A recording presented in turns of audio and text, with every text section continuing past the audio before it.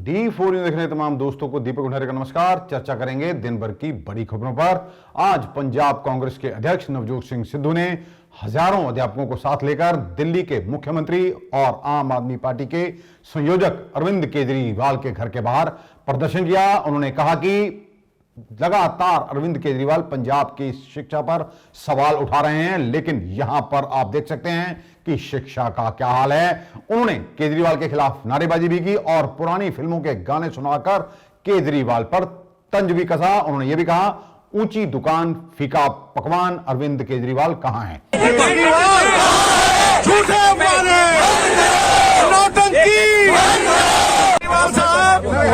पंजाब में आके लेक्चर करते हो। अरे गुरु, अपना रोग बढ़ता जाए और दूसरों को दवा बताए। बोलो बोलो बोलो। दिल्ली का टीचर, दिल्ली का टीचर, दिल्ली का टीचर। सिद्धू ने ट्वीट भी किया और केजरीवाल पर निशाना साधा।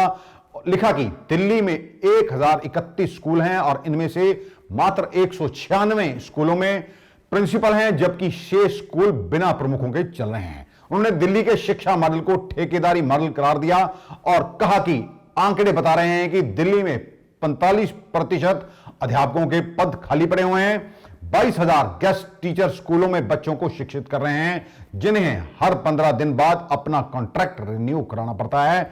दिल्ली की शिक्षा व्यवस्था को आदर्श बताकर लोगों को गुमराह करने वालों का सारा शिक्षा ढांचा ठेके पर चल रहा है। आपको यह बता दें कि कुछ दिनों से पंजाब की शिक्षा को लेकर भी दिल्ली के नेताओं की ओर से लगातार तंज कसे जा रहे हैं। आम आदमी पार्टी के नेता व दिल्ली के उप मुख्यमंत्री मनीष सिसोदिया ने कुछ स्कूलों का दौरा किया था और उन्होंने स्कूलों की तस्वीरें सोशल मीडिया पर भी शेयर करके पंजाब की शिक्षा पर सवाल उठाए थे। इसी को लेकर नवजोत सिंह सिद्धू की ओर से आज केजरीवाल को जवाब दिया गया है। ये तो कहता है कि हम सब पंजाब वालों को पक्का कर देंगे। यहाँ पे 20,000 टीचर की वैकेंसी खाली पड़ी है। जितने भी ये गेस्ट टीचर्स हैं, इनको ये डेली वेजेस में रखे हुए हैं। 15 दिन के बाद ये कॉन्ट्रैक्ट रिन्यू करता है और वहां जाके टिका के झूठ बोलता है, सफेद झूठ बोलता है। आम आदमी पार्टी के पंजाब के अध्यक्ष भगवंत सिंह मान ने भाजपा पर बड़ा आरोप लगाया और कहा कि भाजपा ने उन्हें लुभावने ऑफर देकर खरीदने की कोशिश की, लेकिन एक बात बता दूं कि अभी तक वह नोट बने नहीं हैं जो उन्हें खरीद सकें। मैं मिशन पर हूं, कमीशन पर नहीं हूं। उन्हें यह भी कहा कि 4 दिन पहले उन्हें भाजपा के एक बड़े नेता का फोन आया था। उसने कहा कि आप भाजपा में आने का क्या लोगे, कितने पैसे लेंगे यह बता दें, केंद्रीय मंत्रिमंडल में आपको कौन सा मंत्रालय चाहिए, संगठन में क्या पद चाहिए। आपके ऊपर दल बदल नियम भी लागू नहीं होता क्योंकि आप वरिष्ठ और इकलौते सांसद हैं। भगवंत मान ने बताया कि उन्होंने सीधे स्पष्ट शब्दों में जवाब दे दिया कि वह राजनीति में मिशन पर हैं, ना कि कमीशन पर। मिशन और कमीशन में सिर्फ क शब्द का ही फर्क होता है। वो कई और होगा जिन्हें आप खरीद लेते हैं। अभी तक वे नोट नहीं बने हैं जो भगवंत मान को खरीद सकें। लोगों को विश्वास है कि भगवंत मान जहां खड़ा है वहीं खड़ा रहेगा। भाजपा वाले भगवंत मान के विश्वास को खरीद नहीं सकते हैं। भाजपा को शायद गलतफहमी है कि उनकी ट्यूनिंग पार्टी में ठीक नहीं है। उन्होंने यह भी कहा कि पार्टी एक परिवार की तरह होती है, इसमें छोटे मोटे मनमुटाव चलते रहते हैं जो पार्टी में ही हल किए जाते हैं। आज मैं जो खुलासा करने जा रहा कि मैनू 4 दिन पहला बीजेपी के एक बहुत वड्डे नेता का फोन आया, बहुत वड्डे नेता का। उन्हें मैनू कहा कि मान साहब तुसी दसो बीजेपी च आउण दा की लाओगे,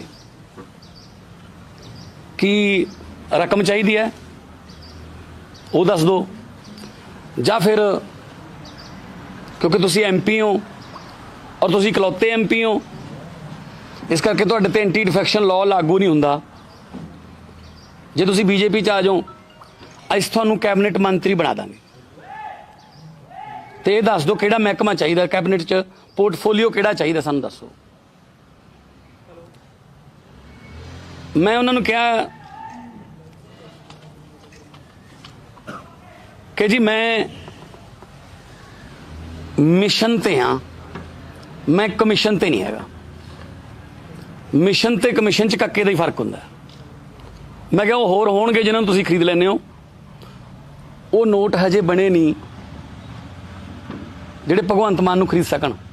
पंजाब कांग्रेस के अध्यक्ष नवजोत सिंह सिद्धू ने पाकिस्तान के साथ व्यापार शुरू करने और अटारी वाघा बॉर्डर खोलने की मांग की थी, जिसका विरोध कांग्रेस में भी शुरू हो गया है। कांग्रेस के ही सांसद मनीष तिवारी ने सिद्धू के बयान को गलत करार दिया और कहा कि जब तक पाकिस्तान आतंकी हथियार और नशा भारत में भेजना बंद नहीं करता, तब तक बातचीत का कोई फायदा ही नहीं है। वहीं विपक्ष भी नवजोत सिंह सिद्धू के इस बयान को गलत करार दे रहा है। आपको यह बता दें कि नवजोत सिंह सिद्धू ने शनिवार को अमृतसर में आयोजित पाइटेक्स मेले के दौरान यह कहा था कि भारत और पाकिस्तान के बीच बॉर्डर खोलने चाहिए। उन्होंने यह भी कहा था कि अगर बॉर्डर खुल जाते हैं तो दोनों देशों में व्यापार शुरू होगा और पंजाब की तरक्की होगी।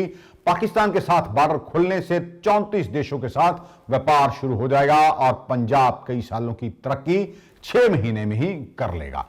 इसका पुरजोर विरोध हुआ और मनीष तिवारी ने यह कहा, पाकिस्तान भारत में आतंकवादियों को भेज रहा है, ड्रोन भेज रहा है, ड्रग्स और हथियार भी भेजे जा रहे हैं। जब तक पाकिस्तान इन हरकतों से बाज नहीं आता है, तब तक पाकिस्तान के साथ किसी तरह के व्यापार की बातचीत करना बेकार और व्यर्थ है। एक दिन पहले ही यानी कि शनिवार को तरन जिले में 2 युवकों की ओर से HDFC बैंक में से 50 लाख रुपए की लूट की हुई घटना का अभी तक आरोपियों का कुछ पता नहीं चल पाया है। यह HDFC की ब्रांच तरन जंडियाला रोड पर स्थित है, जहां पर यह वारदात शनिवार को दोपहर 3 बजे के आसपास हुई थी। दोनों लुटेरे आए और बैंक के स्टाफ को गन पॉइंट पर लेने के बाद चंद ही मिनटों में रकम लेकर फरार हो गए। पुलिस अधिकारी मौके पर पहुंचे थे, लेकिन अभी तक इन आरोपियों का कुछ पता नहीं लग पाया है। पुलिस मामले की जांच कर रही है और आसपास के जो CCTV कैमरा हैं उनसे भी कोशिश की जा रही है फुटेज लेकर कि इन आरोपियों का पता लग सके। साडू जी इनफॉर्मेशन जोड़े व्यक्ति है कद करीब 6 फुट उम्र करीब 35 तो 40 साल के जिन्होंने हैगी सी, जिन्हों के जोड़े फेस ही कवर किए हुए थे, मास्क पाए हुए। 3:17-18 के उत्ते एंटर होंगे जी रॉबरी वारदात में जान लगे। सर पता लगा कि भर्ती ਦੇ ਵਿੱਚ ਆਏ ਨੇ ਪੁਲਿਸ ਦੀ ਬਾਤ ਜਿਹੜੇ 2 ਸਸਪੈਕਟ ਹੈਗੇ ਸੀ, ਇਹਨਾਂ ਦੇ ਵਿੱਚੋਂ ਇੱਕ ਜਿਹੜਾ ਸਸਪੈਕਟ ਹੈਗਾ ਉਹਨੇ ਪੁਲਿਸ ਦੀ ਯੂਨੀਫਾਰਮ ਜਿਹੜੀ ਪਾਈ ਹੋਈ ਸੀ, ਜਿਹੜਾ ਸ਼ਰਟ ਉਹਦਾ ਟੱਕ ਨਹੀਂ ਕੀਤਾ ਹੋਇਆ ਸੀ, ਬਾਹਰ ਸੀ। ਜਿਵੇਂ ਕਾਂਸਟੇਬਲ ਹੈਡ ਕਾਂਸਟੇਬਲ ਰੈਂਕ ਦੀ ਜਿਹੜੀ ਵਰਦੀ ਉਹਨੂੰ ਦਿਸ ਰਹੀ ਹੈ, ਜਿਹੜੀ ਉਹਨੇ ਉਹ ਸ਼ੋਅ ਕੀਤੀ ਹੋਈ ਪਾਈ। ਸਰ ਉਹਨੇ ਇਕੱਲੀ ਪੱਗ ਬੰਨੀ ਹੋਈ। ਸਰ ਕਿੰਨੇ ਪੈਸਿਆਂ ਦੀ ਹੋਇਆ ਜੀ ਵਾਰਦਾਤ? ਜਿਹੜਾ ਇਹ 50 ਲੱਖ ਦੇ ਕਰੀਬ ਜਿਹੜੀ ਅਮਾਊਂਟ ਹੈਗੀ ਹੈ ਜਿਹੜੀ ਸੀ। ओमिक्रॉन वेरिएंट ने कोरोना की तीसरी लहर की दहशत पैदा कर दी है। 10 दिनों में ही ये वेरिएंट 35 देशों में फैल चुका है। अब तक करीब 400 केस पूरी दुनिया में सामने आ चुके हैं। भारत में भी 5 लोग ओमिक्रॉन वेरिएंट से संक्रमित पाए गए हैं। इसको लेकर एक्सपर्ट भी चेतावनी दे चुके हैं और कह रहे हैं कि यह डेल्टा वेरिएंट से 10 गुना तेजी से फैल सकता है। इतना ही नहीं, जो लोग वैक्सीनेटेड हो चुके हैं उनमें भी ओमिक्रॉन के मामले मिले हैं, यानी वैक्सीन लेने के बाद भी खतरा टला नहीं है। इस वजह से दुनिया भर में खौफ का माहौल है। लोग खुद को और अपने परिवार को लेकर पैनिक हो रहे हैं। वहीं केंद्र सरकार जल्द ही 7 राज्यों में 12 से लेकर 17 साल के बच्चों को वैक्सीनेशन की शुरुआत करने जा रही है। केंद्र सरकार ने राज्य सरकारों को कहा है कि वे ऐसे जिलों को आइडेंटिफाई करें जहां पर वैक्सीनेशन कम हुआ है। माना जा रहा है कि केंद्र सरकार जल्द ही बच्चों के वैक्सीनेशन पर गाइडलाइन भी जारी कर सकती है। इसके साथ ही भारत दुनिया भर में उन देशों की लिस्ट में शामिल हो जाएगा जहां बच्चों को भी कोरोना की वैक्सीन दी जा रही है। केंद्रीय सचिव स्वास्थ्य विभाग के सचिव हैं राजेश भूषण, उनका कहना है कि एक निजी कंपनी की ओर से जो वैक्सीन दी जा रही है, पहले महाराष्ट्र, तमिलनाडु, उत्तर प्रदेश, पंजाब, झारखंड, बिहार और पश्चिम बंगाल में दी जाएगी। सरकार ने 1 करोड़ डोज का ऑर्डर नवंबर में ही दे दिया है। सरकार ने इन राज्यों से कहा है कि वह ऐसे जिलों को आइडेंटिफाई करें जहां पर वैक्सीनेशन कम हुआ है। केंद्रीय गृह मंत्री अमित शाह ने भाजपा को एक बार फिर 2023 के विधानसभा चुनावों के लिए कमर कसने के संकेत दिए हैं और सम्मेलन को संबोधित करते हुए शाह ने कहा कि 2023 के चुनाव में इस निकम्मी और भ्रष्टाचारी अशोक गहलोत की सरकार को मूल समेत उखाड़ फेंक देना होगा। उन्होंने कहा कि गहलोत उत्तर प्रदेश और गुजरात जाना बंद करें। यदि वह चाहें तो 2022 में उत्तर प्रदेश के चुनावों के साथ ही राजस्थान के भी चुनाव करा सकते हैं। उनको हकीकत पता चल जाएगी। शाह ने यह भी कहा, गहलोत को हमेशा डर रहता है कि उनकी सरकार गिर जाएगी। वह ऐसा काम क्यों कर रहे हैं कि उनकी सरकार गिरे? भाजपा गहलोत सरकार नहीं गिराएगी, लेकिन 2023 में प्रचंड बहुमत से भाजपा अपनी सरकार भी राजस्थान में बनाएगी। इसी दौरान शाह ने राहुल गांधी पर भी चुटकी ली और कहा कि राहुल गांधी कोई काम करते हो या ना करते हो, कम से कम ट्वीट तो करते हैं। कांग्रेस पर निशाना साधा उन्होंने और कहा कि 70 के दशक में गरीबी हटाओ का नारा दिया गया था। जब मोदी जी आए तब भी करोड़ों घरों में बिजली नहीं थी, चूल्हा जलता नहीं था, शौचालय की व्यवस्था नहीं थी। वे सुन लें कि कांग्रेस ने गरीबी हटाने का नहीं, गरीब ही हटाने का काम किया है। मैं आपका आह्वान करने आया हूं कि ही राजस्थान के अंदर फिर से एक बार ये निकम्मी और भ्रष्टाचारी अशोक गहलोत सरकार को मूल समेत उखाड़ कर फेंक देना है और यहां पर भारतीय जनता पार्टी की कमल के निशान वाली सरकार बनाना है। और बहुत कुछ किया है 7 सालों में मोदी जी ने, भारतीय जनता पार्टी की सरकार ने देश के लिए। मित्रों, मैं आज आपको याद कराने आया हूं, इंदिरा जी ने गरीबी हटाओ का नारा दिया था, 70 के दशक में दिया नारा। 2014 में मोदी जी आए तब भी करोड़ों गरीबों के लिए घर नहीं था, करोड़ों गरीबों के घर में बिजली नहीं थी, करोड़ों माताएं टहनी और कंडे जलाकर खाना पकाती थी, धुआं खाती थी। गरीब के स्वास्थ्य का कोई ठिकाना नहीं था, गरीब की भूख भरने का कोई रास्ता नहीं था, गरीब मां और बच्ची के लिए शौचालय की व्यवस्था नहीं थी। कांग्रेस पार्टी के नेता जो टीवी पर सुनते हैं, सुन ले, आपने गरीबी हटाने की जगह गरीब हटाओ का काम किया था, गरीब हटाओ का काम। और मैं कांग्रेस के नेताओं को कहना चाहता हूं, जरा आप बताइए कि आपने गरीबी के लिए क्या किया। हाँ, एक काम हुआ है, अभी अभी राहुल बाबा ट्वीट करने लगे हैं, ट्वीट तो करते हैं कम से कम, काम कोई करते हैं नहीं करते हैं मालूम नहीं है। पंजाब एग्रीकल्चर यूनिवर्सिटी में मरणवत पर बैठे डॉक्टर हरमीत सिंह किंगरा से अकाली नेता दलजीत सिंह चीमा ने मुलाकात की और कहा, पंजाब सरकार हर फ्रंट पर फेल साबित हो रही है। सरकार की तरफ से किसी का भी फायदा नहीं किया जा रहा। पंजाब सरकार को दूसरे राज्यों की तरफ से यूजीसी पे स्केल लागू कर देना चाहिए ताकि अध्यापकों की हड़ताल खत्म हो सके। उन्होंने यह भी कहा, Punjab federation of university and college teachers organisation के अध्यक्ष हरमीत सिंह किंगरा मरणवत पर बैठे हुए हैं। उनकी सेहत को देखते हुए सरकार को इस पर जल्द ही फैसला लेना चाहिए। सिंघू बॉर्डर पर किसान आंदोलन में शामिल एक किसान की दिल का दौरा पड़ने से मौत हो गई। मृतक किसान मंगल सिंह अमृतसर के गांव नंगली का रहने वाला था। पोस्टमार्टम करवाने के बाद उसके शव को अमृतसर लाने की तैयारी की जा रही है। किसान संघर्ष कमेटी ने मृतक के परिवार को केंद्र व पंजाब सरकार से मुआवजे देने की भी मांग की है। चीन की बनी डोर लोगों और पक्षियों के लिए घातक साबित हो रही है। पंजाब पुलिस और पंजाब सरकार प्रदेश में इस डोर पर अंकुश लगाने में असफल रही है। हर साल कई लोग इसकी चपेट में आते हैं। अभी एक बुजुर्ग 60 वर्षीय बुजुर्ग इसकी चपेट में आया और उसके मुंह पर 60 टांके लगाने पड़े हैं। बड़ी मुश्किल से उसकी जान बची है। उसे अमृतसर के ईएमसी हॉस्पिटल में भर्ती करवाया गया है।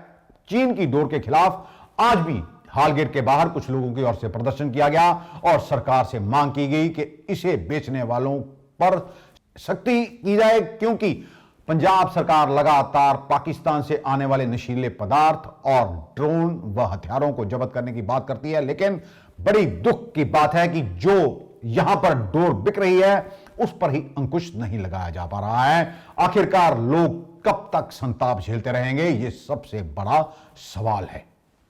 उत्तर प्रदेश की राजधानी लखनऊ में पुलिस ने आंदोलन कर रहे कैंडिडेट्स पर लाठीचार्ज किया। ये कैंडिडेट्स 69,000 शिक्षकों की भर्ती के मामले में कैंडल मार्च कर रहे थे। इनका आरोप है कि इस भर्ती में आरक्षण संबंधी घोटाला हुआ।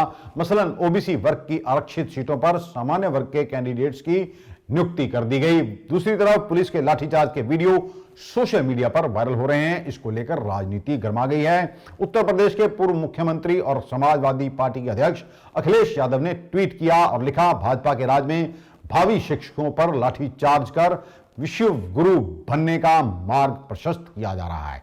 हम 69,000 शिक्षकों की भर्ती की मांगों के साथ हैं। उत्तर प्रदेश की पूर्व मुख्यमंत्री व बहुजन समाज पार्टी की सुप्रीमो मायावती ने भी योगी सरकार पर निशाना साधा और ट्वीट किया, यूपी में 69,000 शिक्षक भर्ती के पुराने व लंबित मामले को लेकर राजधानी लखनऊ में कल रात शांतिपूर्व कैंडल मार्च निकालने वाले सैकड़ों युवाओं का पुलिस की ओर से लाठीचार्ज करना बेहद दुखद और निंदनीय है। सरकार इनकी जायज मांगों पर तुरंत विचार करे और यही बसपा की भी मांग है। वहीं बीजेपी सांसद वरुण गांधी ने भी इस लाठीचार्ज पर अपनी प्रतिक्रिया दी और ट्वीट कहा, ये बच्चे भी मां भारती के लाल हैं, इनकी बात मानना तो दूर कोई सुनने को तैयार नहीं। इस पर भी इनके ऊपर ये बर्बर लाठीचार्ज। अपने दिल पर हाथ रखकर सोचिए, क्या ये आपके बच्चे होते तो इनके साथ यही व्यवहार होता? आपके पास नियुक्तियां भी हैं, पद रिक्त भी हैं, योग्य अभ्यर्थी भी हैं, तो भर्तियां क्यों नहीं हो रही हैं? इसी तरह कांग्रेस के पूर्व अध्यक्ष व सांसद राहुल गांधी ने भी ट्वीट किया और लिखा कि रोजगार मांगने वालों को यूपी सरकार ने लाठियां दी, अब भाजपा वोट मांगने आए तो आप इसे भूलिएगा नहीं। आज के लिए बस इतना ही। कल आपके समक्ष फिर हाजिर होंगे, तब तक के लिए नमस्कार।